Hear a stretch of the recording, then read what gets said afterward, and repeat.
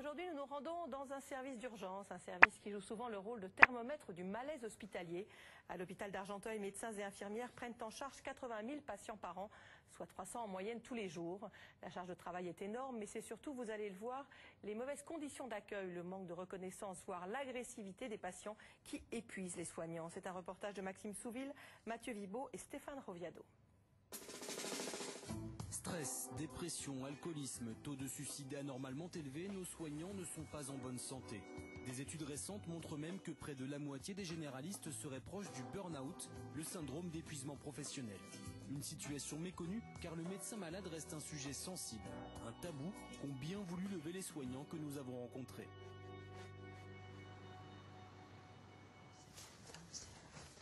À qui je dois faire un gaz du sang? Il y a une dame à qui je dois faire un gaz du sang dans le couloir. Ça va être pratique. Le lundi, Martine Millet alterne entre soins et aménagement du territoire. Attends, je vais voir dans la salle de bain si c'est libre. C'est l'une des journées les plus chargées aux urgences d'Argenteuil. Alors, on va sortir. La petite dame qui est là. Les malades du week-end s'ajoutent aux patients du jour. On joue au Tetrix avec les brancards pour pouvoir installer tout le monde. Alors, excusez-moi. Alors, excusez-moi madame, excusez-moi, on va passer encore et encore. Je mets un brancard à la place d'un autre, une femme, un homme, on regarde. Là, on a une dame qui a envie de faire pipi, donc il faut qu'on la sorte parce que sinon, dans cette pièce-là, on ne peut pas mettre tout le monde ensemble à uriner. Là, en plus, les repas arrivent, donc on mange, on urine, on fait les soins et on joue dans le couloir avec des paravents, des choses comme ça. Ça, c'est vraiment très frustrant pour une infirmière de faire des choses comme ça. Ça, c'est pas concevable, quoi. Faire des soins dans un couloir, enfin moi j'ai pas appris comme ça, la sepsie, tout ça, là c'est n'importe quoi. On va accélérer la peur, parce qu'elle est un peu... le problème c'est que ça passe pas, hein.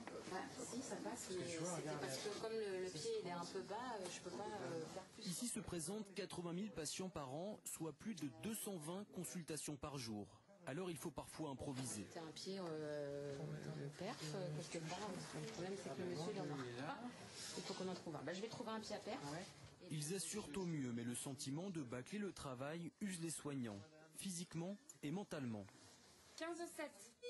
Là, ce soir, on va être à HS, enfin moi en particulier.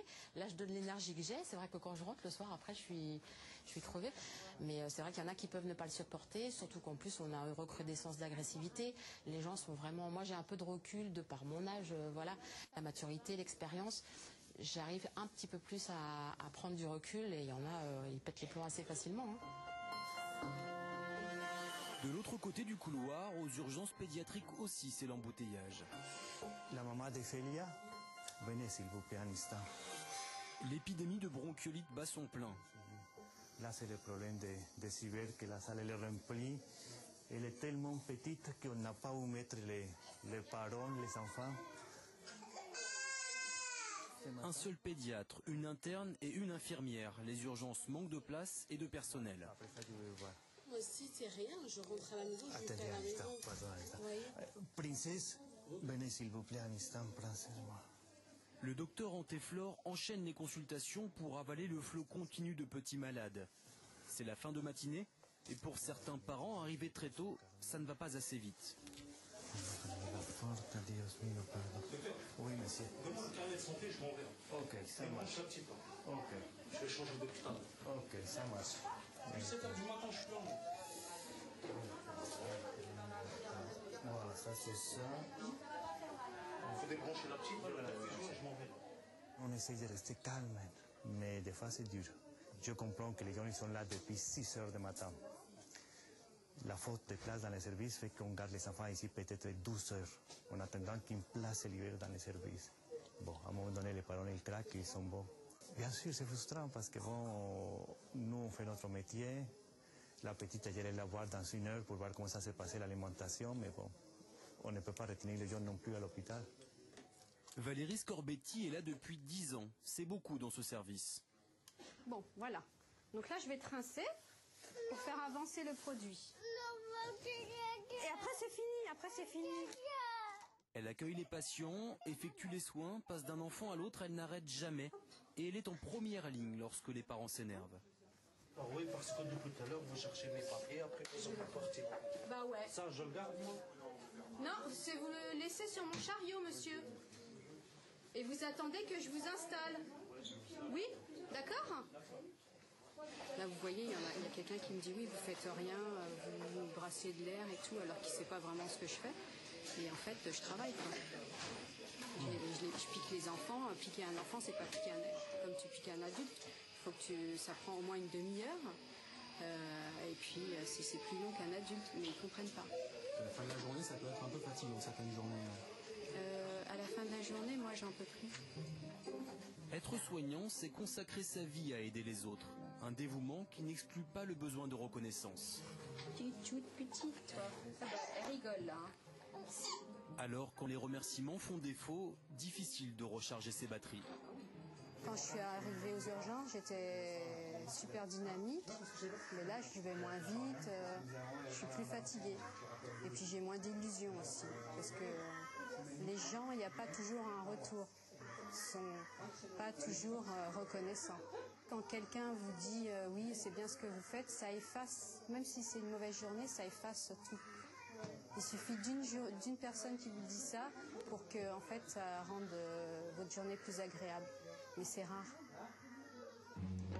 Alors, petit à petit, le soignant s'épuise. Le risque de burn-out augmente, d'autant que médecins et infirmières s'autorisent rarement à être malades.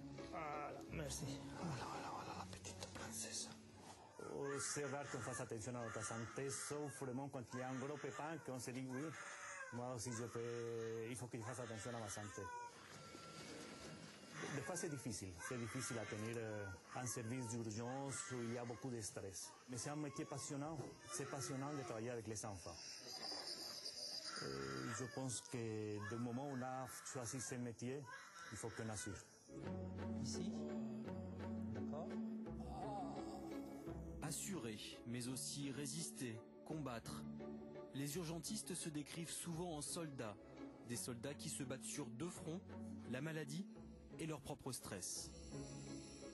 Pour le personnel médical, il y a une satisfaction du travail, mais un épuisement qui se constate, je crois, dans tous les services d'urgence. Parfois, il faut savoir changer de métier quand, effectivement, on ne supporte plus les conditions de travail que proposent les urgences. On ne peut pas changer radicalement les urgences. Il y a des gens qui ne le supportent plus et c'est très bien qu'ils s'en aillent. Ça fait partie aussi de leur carrière. Si on y est par hasard, on n'y restera pas. Ça, c'est clair. Allez, on y va. Un épuisement inquiétant car ici comme ailleurs, médecins et infirmières ne restent que 3 ans en moyenne dans un service d'urgence.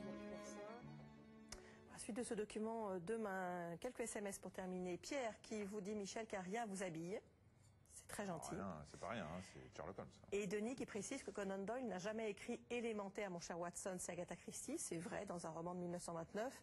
Mais c'est vrai aussi qu'on trouve cette formule dans un film, le premier film sur Conan Doyle, qui date de 1929 également. Voilà. Sherlock Holmes. Sherlock Holmes, voilà. Mais je ne sais pas si le livre d'Agatha Christie est sorti avant le film ou pas. Je n'ai pas cette information-là, donc je ne sais pas.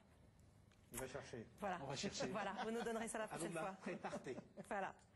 Et vous ne bougez pas, parce que dans quelques instants, on va répondre à toutes vos questions sur la calvitie. C'est Allô Docteur.